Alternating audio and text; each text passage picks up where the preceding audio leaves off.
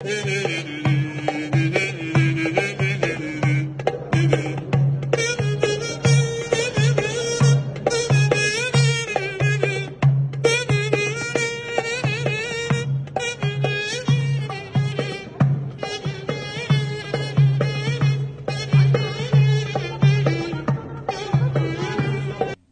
جاتا ہے کہ دسترخوان کی وسعت آپ کے رزق میں اضافے کا باعث بنتی ہے، اور ایسے ہی ایک دسترخوان میں ہم بیٹھے ہیں، اور دسترخوان اگر روایتی ہو اور ٹریڈیشنل بلتی کھانوں کا ہو تو یقیناً اس میں وسعت اور جو ہوسٹ ہے اس کی فراخدلی اور سخاوت کا بھی اندازہ ہو سکتا ہے۔ ستپارہ میں ہم موجود ہیں اور نامور کوہ پیما علی موسیٰ ستپارہ کے گھر پر ہے، اور انہوں نے خصوصی طور پر اہتمام کیا ہے کوہ پیماؤں کے عالمی دن کے موقع پر روایتی کھانوں کا، جس میں مرزان، پبو اور سبکھر کے ساتھ ساتھ یہاں کی جو روایتی روٹی ہے جو کہ راکھ میں پکتی ہے، اور انتہائی لذیذ کھانوں کا انہوں نے اہتمام کیا ہے۔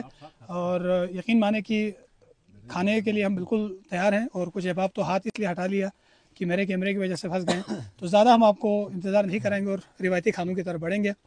علی انجم صاحب بھی موجود ہیں۔ انجم صاحب، آج بڑے شوق سے آپ گھی کھا رہے ہیں، تو یہ شوق دلچسپی ہے یا پھر دیکھ کر آپ بہک گئے ہیں؟ اچھا منظور بھائی، بہت شکریہ۔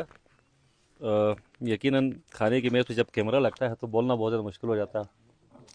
جی ایم صاحب بھی ساتھ ہیں، اقبال صاحب، غازی صاحب، بلکہ الطاف نوری صاحب نے تو مکمل بائیکاٹ ہی کیا کھانے کا۔ علی محمد بھائی کا یہ دسترخوان ہمارے لیے نیا نہیں ہے۔ ہم جب کبھی یہاں پر آتے ہیں تو ستپارہ آ کر ہمیں اس بات کی فکر نہیں ہوتی کہ ہمیں کوئی کھانا کھلانے والا نہیں ہوگا۔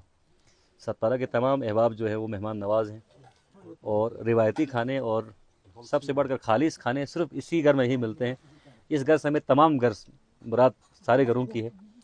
تو علی محمد بھائی بہت خلوص سے کھلاتے ہیں، اور کھانے میں جب خلوص کا رنگ بھی شامل ہو تو کھانے کا لطف اور دوبالا ہو جاتا ہے۔ علی موسیٰ بھائی یا خصوصی پر شکر گزار ہوں، اور جی ایم صاحب کے ساتھ ہم کسی زمانے میں مختلف دور درافتادہ علاقوں میں جا کر یہ چیزیں ٹرائی کرتے تھے۔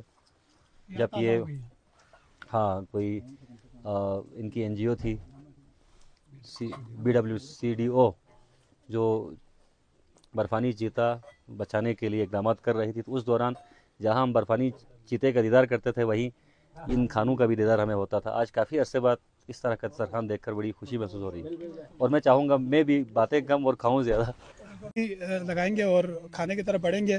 ایک طرف یخنی آئی ہوئی ہے جو کہ نسالوں کی ہے، اور دوسری طرف دیسی گھی، اور اس کے ساتھ مرزان، اور اتنے روایتی کھانے ہوں تو غازی صاحب بھی ہاتھ ہٹا کر بیٹھے ہوئے ہیں۔ الطاف صاحب پھر سے شروع ہو گئے، تو ہم ان کی راہ ساتھ نبھاتے ہیں۔ الطاف صاحب کچھ کہنا چاہیں گے؟ یہ کچھ کھانا چاہیں گے؟